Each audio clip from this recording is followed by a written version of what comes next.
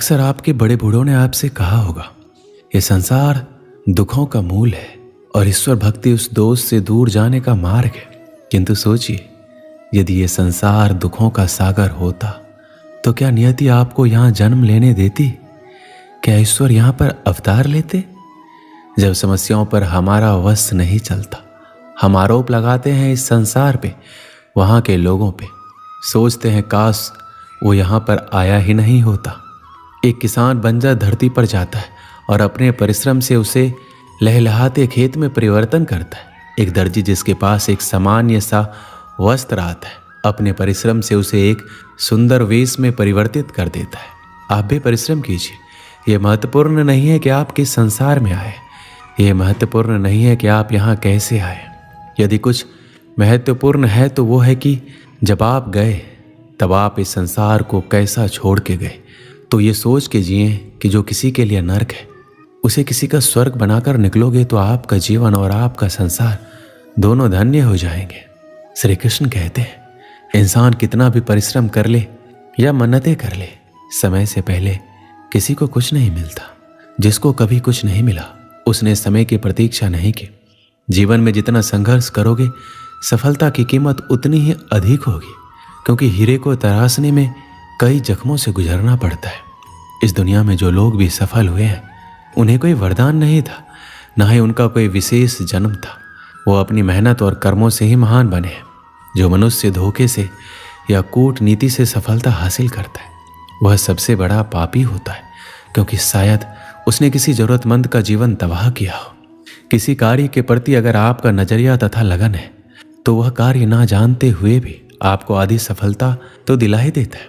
किसी भी अच्छे कार्य को शुरू करने के लिए कभी भी शुभ मुहूर्त की तलाश ना करें, क्योंकि शुभ मुहूर्त तो वही था जब आपने उसके बारे में सोचा था। बाहरी सुंदरता की ओर कभी भी आकर्षित मत होना, क्योंकि अक्सर खूबसूरती में कई राज समाये होते हैं। जो काम आपसे हो सकता है वो कभी भी दूसरों से मत कराना, क्योंकि अक्सर लोगों में गलतफहमी उत्पन्न हो जाती है। कर्मों की गति इतनी प्रभावशाली होती है कि वह मरने के बाद भी आपका पीछा नहीं छोड़ती। इसलिए कभी भी अधर्म कार्य मत करना। कभी भी ये मत सोचो कि मैं उस कार्य को कल करूँगा।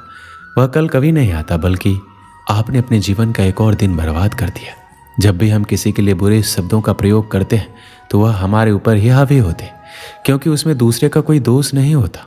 कभी भी किसी के प्रति इतनी आसक्ति ना रखो कि उसके बगैर आपका कार्य चल ना सके, क्योंकि दूसरा तो केवल एक माध्यम होता है, सफर तो उसे खुद ही तय करना होता है।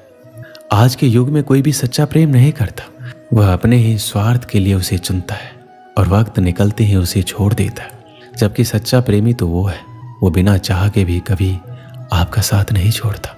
किसी भी व्यक्ति के पास इतना समय नहीं होता कि वह किसी की तारीफ कर सके, क्योंकि वह अपने बारे में अच्छा सुनने की इच्छा से दूसरे की तारीफ करता है। जब भी आपको लगे कि आप अकेले हैं तो किसी के सहारे के बजाय अपने अंदर बैठिए और उस सच्चे मित्र ईश्वर से पूछे, जो हर समय आपके हित के लिए ही सोचता है। अगर सहारा किसी का जीवन बना देता है तो ये प्रकृति इतनी सुंदर ना होती, क्योंकि जो आगे बढ़ने के लिए सहारा ढूंढता है वह पहले से ही बहुत पीछे चला जाता है। आलस्य मनुष्य का सबसे बड़ा शत्रु है। जिस शरीर में रहता है उसका नाश कर देता है।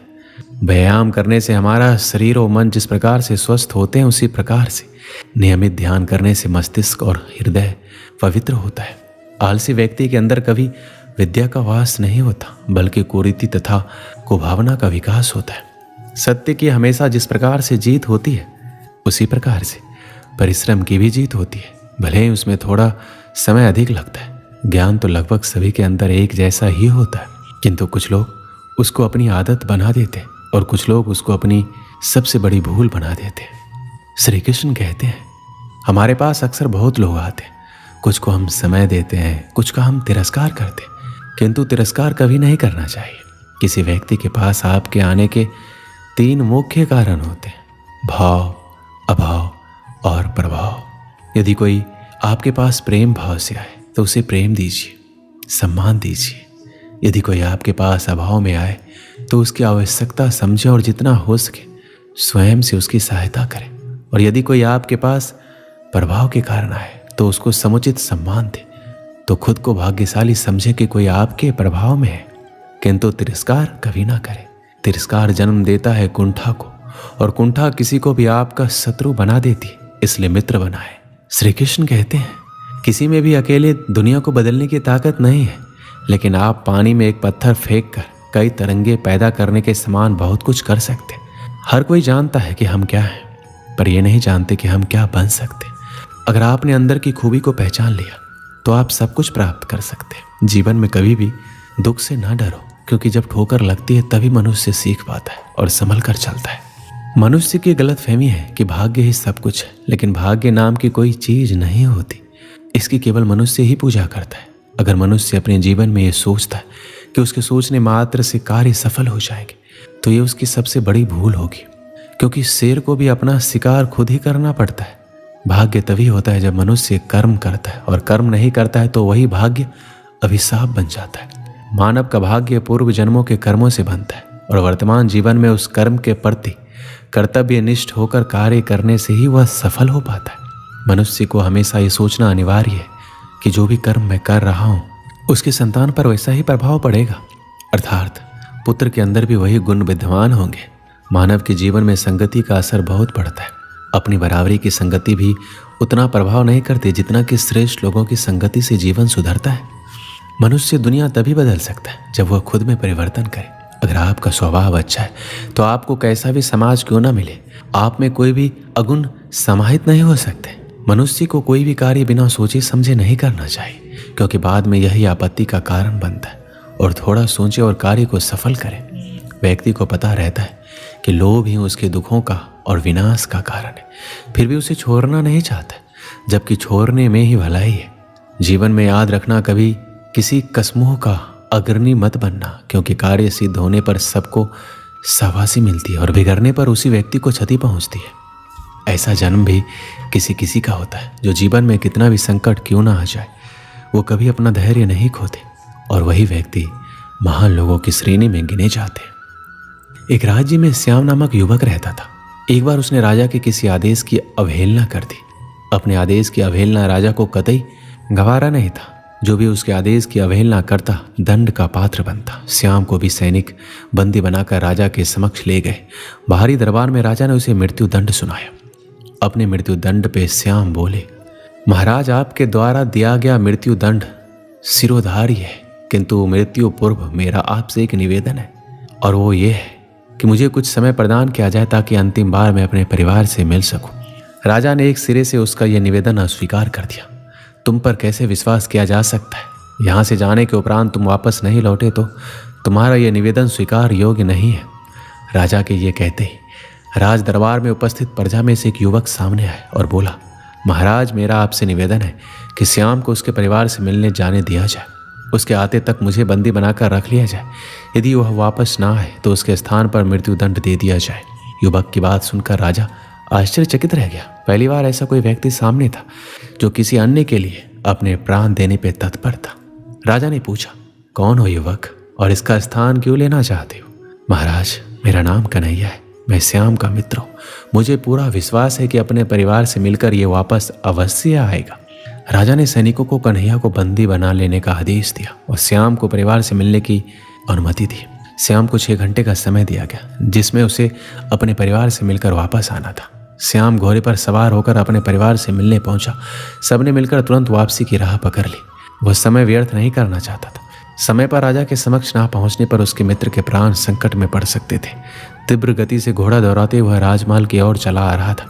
एक स्थान पर वह घोड़े से गिर पड़ा और चोटिल हो गया। इधर निर्धारित 6 घंटे पूरे हो गए।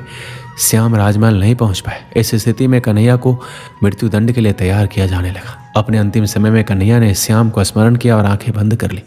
वह प्रसन्न था कि वह अपने मित्र के काम आ सका, किंतु अंतिम क्षण में श्याम राजमहल पहुंच गया। वह राजा से बोला, देरी के लिए क्षमा महाराज, मैं घोड़े से गिरने के कारण चोटिल हो गया था। अब मैं वापस आ चुका हूँ, कृपया मेरे मित्र कन्हैया को छोड़ दीजिए। श्याम का कथन सुनकर कन्हैया ऊंचे स्वर में बोला, मित्र तुम चले जाओ। श्याम बोला, नहीं मित्र, मेरा दंड तुम कैसे भोग सकते हो, और मैं तुम्हें ऐसा कैसे करने को दे सकता हूँ? मेरा दंड है, मैं ही भोगूंगा। तुमने मेरे लिए जो किया उसके लिए मैं तुम्हारा आभारी हूँ। राजा श्याम और कन्हैया की मित्रता देखकर प्रसन्न हुआ और बोला, ऐसी मित्रता मैंने आज तक नहीं देखी। मैं तुम दोनों से बहुत प्रसन्न हूँ और घोषणा करता हूँ कि तुम दोनों में से किसी को मृत्यु दंड नहीं दिया जाएगा। मैं तुम दोनों को स्वतंत्र करता हूँ। इस कहानी से क्या सीख मिलती है? सच्चा दोस्त एक अनमोल रिश्ता है जो जीवन का महत्वपूर्ण हिस्सा होता है। वह व्यक्ति जो हर घड़ी आप पर विश्वास करता है और आपके साथ खड़ा रहता है सच में महत्वपूर्ण होता है, क्योंकि वह आपके जीवन में साथी और समर्थन देता है।